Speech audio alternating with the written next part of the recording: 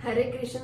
आज हम बात करेंगे कि अगर हम घर पर लड्डू गोपाल जी की सेवा करते हैं तो प्रत्येक दिन हमें हमारे ठाकुर जी को किन चीजों का भोग लगाना चाहिए जिससे हमारे ठाकुर जी अत्यंत प्रसन्न होते हैं और अपनी कृपा दृष्टि हम पे बनाए रखते हैं। तो चलिए शुरू करते हैं कि हमें प्रत्येक दिन किन चीजों का भोग लगाना चाहिए। पहले नंबर पे है सोमवार। सोमवार को हमें खीर का भोग लगाना चाहिए। खीर में अच्छे से ड्राई फ्रूट्स डालिए और मीठे के लिए गुड़ का यूज कीजिए।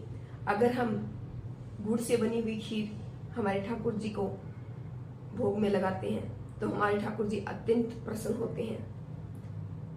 हमारे ठाकुर जी को मंगलवार के दिन किन चीजों का भोग लगाना चाहिए। मंगलवार के दिन लाल रंग के फ्रूट्स का भोग लगाना चाहिए, जैसे सेब हो गए, स्ट्रॉबेरी हो गए।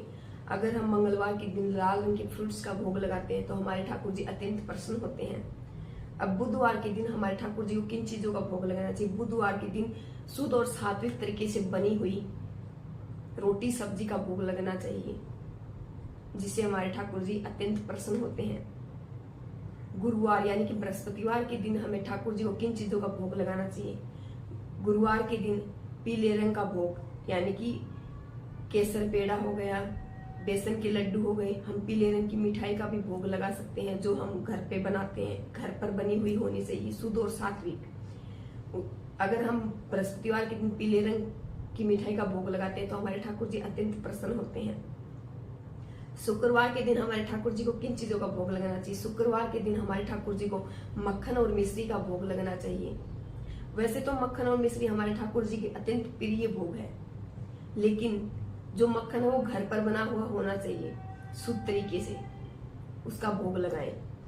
अब शनिवार के दिन हमें ठाकुर जी को क्या भोग लगाना चाहिए। शनिवार के दिन शुद्ध और सात्विक तरीके से बनी हुई खिचड़ी का भोग लगा सकते हैं, जिससे हमारे ठाकुर जी अत्यंत प्रसन्न होते हैं। रविवार के दिन हमें ठाकुर जी को अनेक प्रकार के ड्राई फ्रूट्स, मिश्री और मलाई, इन चीजों का भोग लगा सकते हैं, जिससे हमारे ठाकुर जी अत्यंत प्रसन्न होते हैं।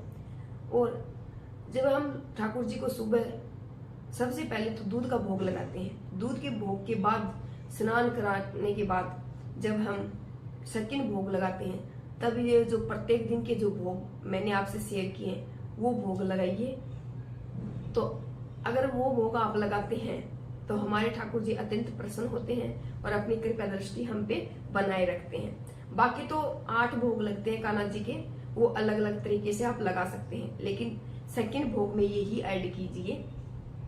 तब देखिए कान्हा जी आपके घर में खिलखिलाएंगे और सुख समृद्धि आएगी। हमारे ठाकुर जी को अगर हम जितना प्रसन्न रखेंगे, जितना खुश रखेंगे, उतना ही हमें फल प्राप्त होगा। ये नहीं कि फल का मतलब ये है कि हमें सब कुछ प्राप्त हो जाएगा, नहीं, भक्ति का फल प्राप्त होगा। हमें भक्ति मतलब और इच्छा होगी हमारी भक्ति के रास्ते पर चलने की। तो ये भोग जरूर लगाइए। राधे राधे।